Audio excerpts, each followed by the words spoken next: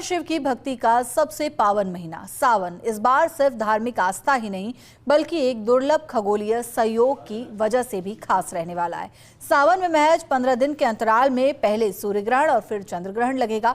हालांकि दोनों ग्रहण भारत में दिखाई नहीं देंगे, इसीलिए सूतक काल भी मान्य नहीं होगा और श्रद्धालु बिना किसी बाधा के पूजा पाठ और जलाभिषेक कर सकेंगे।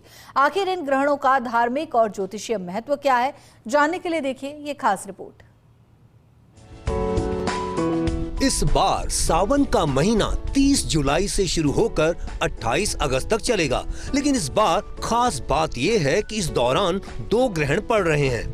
पहला ग्रहण 12 अगस्त को सावन अमावस्या पर साल का आखिरी वलयाकार सूर्य ग्रहण होगा, जिसे रिंग ऑफ फायर कहा जाता है। इस दौरान चंद्रमा सूर्य को पूरी तरह नहीं ढकता और सूर्य के चारों ओर अग्नि के छल्ले जैसा अद्भुत दृश्य दिखाई देता है। इसके ठीक 15 दिन बाद 28 अगस्त को सावन पूर्णिमा पर साल का दूसरा चंद्र ग्रहण लगेगा।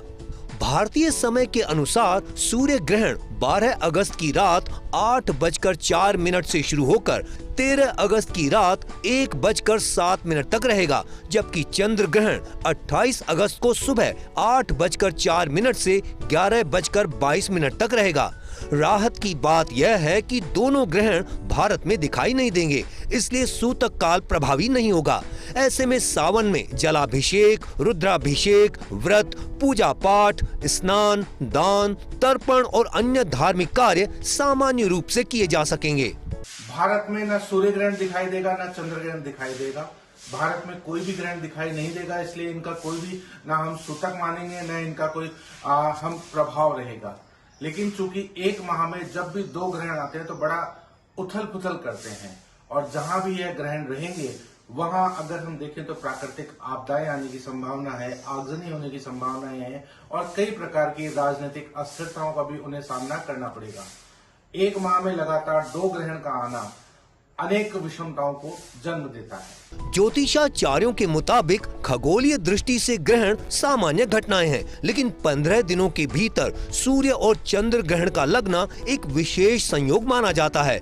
मान्यता है कि राहु और केतु के प्रभाव से बनने वाला यह योग मौसम, अर्थव्यवस्था, राजनीति और वैश्विक घटनाओं पर असर डाल सकता है।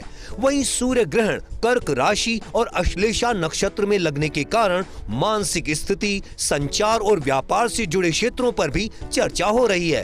धर्माचार्यों का कहना है कि श्रद्धालु किसी भ्रम में न रहें और पूरे श्रद्धा भाव से भगवान शिव की आराधना कर सावन का पुण्य लाभ प्राप्त करें। इस साल सावन का महीना इसलिए भी खास हो गया है क्योंकि इस बार सावन के महीने में 2 ग्रहण आ रहे हैं।